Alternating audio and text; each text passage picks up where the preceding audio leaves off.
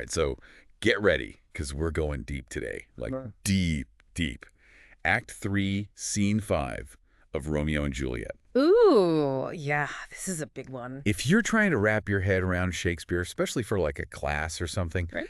this scene, it's essential. It is. We're talking about those crazy, intense emotions, those big choices, and, some serious foreshadowing going on. Yeah. Consider us your Shakespeare study buddies. Absolutely. We're going to break down all the good stuff. Yeah, this scene, it throws you right into the heart of it all. Yeah. Remember, we're right in the middle of things. Romeo and Juliet, they're secretly married. Right. But everything has just gone wrong. Totally.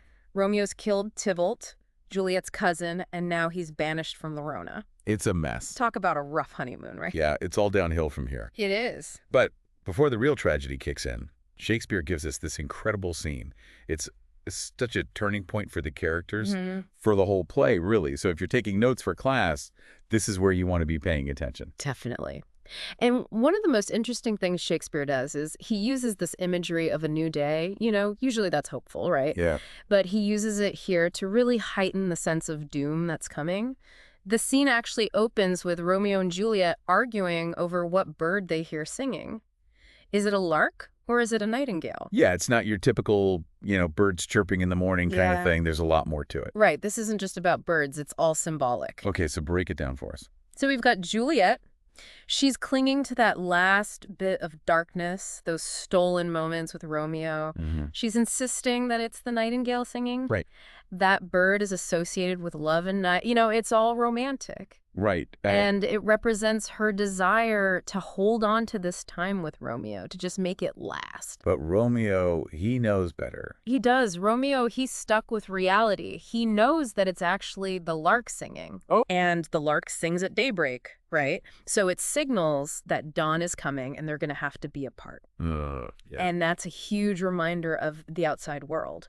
The world where there are consequences and duty. Right. And it's closing in on their little love nest. It's like the walls are closing in. They are. And what's so clever here is that Shakespeare is using dramatic irony to make this even more intense. Yeah, sure. We, the audience, we know that Romeo's in danger if he stays. Yeah. So every moment that he lingers just makes things more and more tense. Yeah, you're like, go, Romeo, go. Yeah, we're practically screaming at Juliet to just let him leave. Right, and that dramatic irony where the audience knows something the characters don't is something that Shakespeare uses all the time. He loves that. He does. It builds suspense. It makes us really feel for the characters, and sometimes it even makes us laugh at how clueless they are. It's definitely something to pay attention to as you study the play. It's like we're in on this secret that the characters aren't. And that makes us care even more about what happens to them. Totally. And speaking of Juliet, her desperation to keep Romeo with her is so obvious in her language. Oh, yeah. She's trying everything she can to change reality.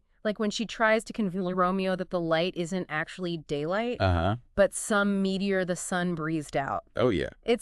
It's a beautiful image. It is. But it also shows how much she's in denial, how desperate she is. She's just grasping at any hope she can. Right, trying to ignore what she knows is coming. And it foreshadows those tragic events that are on the horizon. Absolutely. Shakespeare, he's a master at using language to create all these layers of meaning and hint at what's coming next. Right, and for students, it's important to pay attention to those little details. Yeah. Don't just skim over the beautiful language. Ask yourself, why these specific words? Yeah. What do they tell us about the character and what the whole play is really about? Right.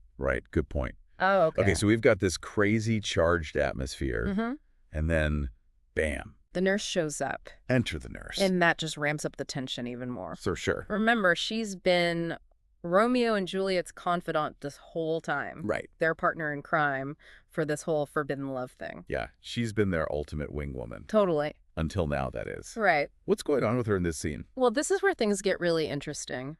The nurse, who's always been so supportive, right, suddenly tells Juliet to just forget about Romeo Good and thing. marry Paris. Oh, wow.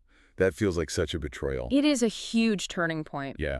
And it brings up some big questions about the nurse's character and what her motivation really is. So is she really turning her back on Juliet? It's complicated. Maybe she actually thinks this is the best way to keep Juliet safe. Okay, yeah. Romeo's gone. Right, he's banished. And Paris, he's a lovely gentleman, as the nurse says. Yeah. So practically speaking, marrying Paris would solve a lot of problems. But it feels so harsh, given everything that Juliet's going through. It does, but think about it. The nurse, she's a product of her time. Okay. Back then, women didn't have a lot of choices. Uh-huh. And if you disobeyed, things could get bad, really bad. Oh, yeah, for sure. So maybe she's afraid for Juliet. And for herself, too. Exactly. So she's torn between her loyalty to Juliet Right. and this fear of what might happen. Okay. And that makes her advice even more tragic. Yeah. She's trying to protect Juliet, but she just doesn't get how deeply she loves Romeo. And that makes her words sting even more. Yeah. And then to make things even worse, Lady Capulet walks in. Oh, here we go. And let's just say she is not in the mood for any of Juliet's drama. Yeah, she comes in thinking she's going to be comforting her daughter, after Tybalt's death. But pretty quickly she realizes that Juliet's grief, Right. it's not what it seems. No, she's not buying Juliet's act at all. No. And remember how fast she turns on Romeo? Calling him a villain and a traitor. Right. She is furious. Yeah. And that leads to one of the most chilling lines in the whole play. Uh-huh. I would have thee poisoned with a pot of ale. Oh, man. She's actually suggesting that Juliet poison Romeo. I know. It's dark. It is dark. It's scary. It shows you just how deep that hatred runs in this feud. Yeah. And what lengths these families will go to. Right, to get revenge. Yeah. And for students, this scene is a really good chance to look at the role of women in this society. Okay.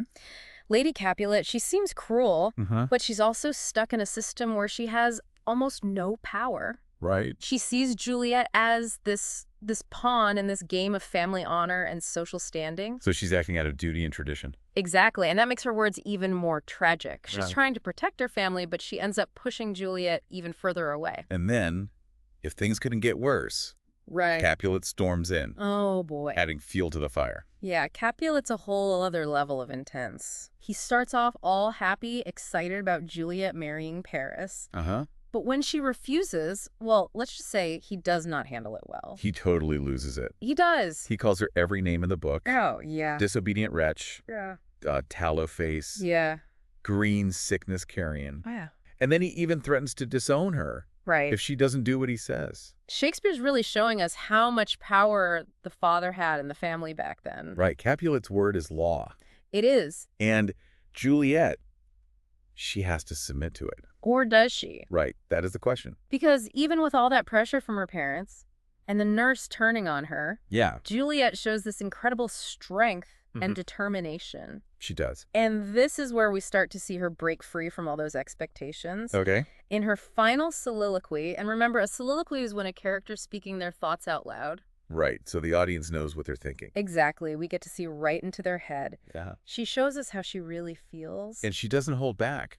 Not at all. She's totally alone, abandoned by her parents, betrayed by the nurse. Yeah, it's rough. But she's not giving up. Good for her. She says, "If all else fail, myself have power to die."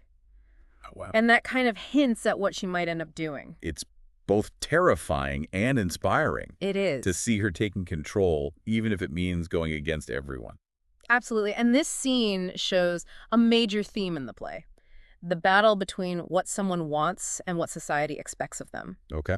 Juliet is stuck between what her family wants, the rules of society, and her love for Romeo, Yeah. and the choices she makes. Uh-huh. They have huge consequences. Yeah, they really do. This scene is also a great example of how Shakespeare uses words to set the mood and hint at things to come. Okay. Notice how the language gets more intense as the scene goes on, just like yeah. the emotions of the characters. That's a good point. And then there's all that imagery of light and darkness Uh-huh. that adds another layer of symbolism. Okay, explain that.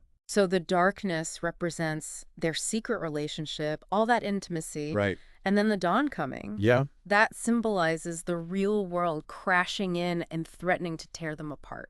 So for students studying this scene, there's just so much to unpack. There is. The symbolism, how the characters change, the themes of love, duty, rebellion. Right, that's all there. It is. But what I find really interesting is how Shakespeare uses this scene to set up the tragic ending. Oh, yeah, for sure. Like he's laying the groundwork. He is. Everything that happens in Act 3, Scene 5, Yeah. it leads to that final act. Right. Juliet being isolated, her defiance, her wanting to be with Romeo no matter what. Uh-huh. All of that leads to that heartbreaking ending. And it's all because of the choices made right here in this scene. Yeah. Man, it's crazy how much tension Shakespeare packs into just one scene. Yeah. Betrayal, family drama, these huge life-changing decisions all happening at once. Right. But what's so interesting is how he balances all that heavy stuff with moments of humor. Oh, totally. Even in this super intense scene, Shakespeare finds ways to make you laugh. Yeah, like think about how Capulet reacts to Juliet refusing. Oh my gosh. It's over the top. He goes from 0 to 60 in a second. He does. One minute he's all fatherly love, the next he's this raging tyrant. Yeah, it's like a Shakespearean drama queen. Right. Remember when he compares Juliet to, like, a ship in a storm, crying all these tears? Yeah. And then he throws in that crazy insult, green sickness carrion.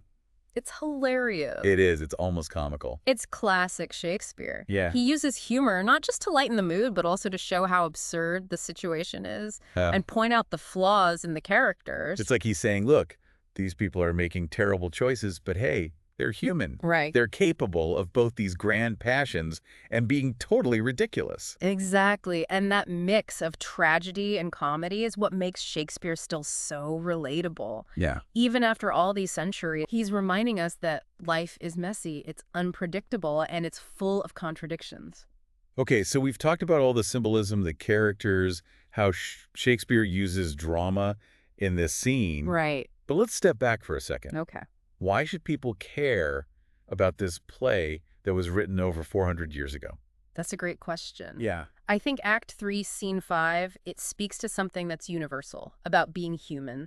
It's about that struggle for freedom, that clash between what we want and what society tells us to do. Right. Juliet's this young woman who dares to challenge the status quo. She does. She fights for her right to love and choose her own path. And that's so powerful, especially back then. Oh, yeah. During Shakespeare's time, women had very little say in their own lives. Right. So for Juliet to rebel like that, it's even more amazing. It is. She's a feminist icon before the word even existed. That's a good point. Her courage, her determination to defy her family and make her own way, that's something that speaks to people across time. And honestly, haven't we all felt that pressure to just fit in, to follow the path that's laid out for it? Absolutely. Whether it's about our jobs, our relationships, even what we believe. Right. We all have those moments where we have to choose, follow the rules or follow our heart. It's true. So whether you're a student trying to understand Shakespeare for the first time, Right. or you're a theater buff revisiting this classic, Right. there's always something new to discover in Act 3, Scene 5. Absolutely. It's like peeling back the layers of an onion. It is. You think you've got it figured out. Yeah. And then there's another layer of meaning underneath. That's the beauty of Shakespeare. Yeah. He wants us to really dig into the text, to ask questions, challenge what we think we know, and make the play our own.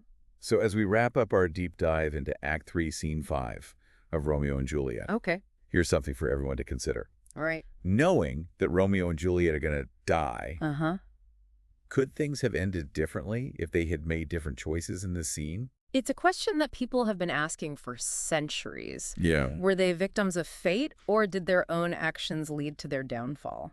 It's definitely something to think about as you keep exploring this amazing play. It is.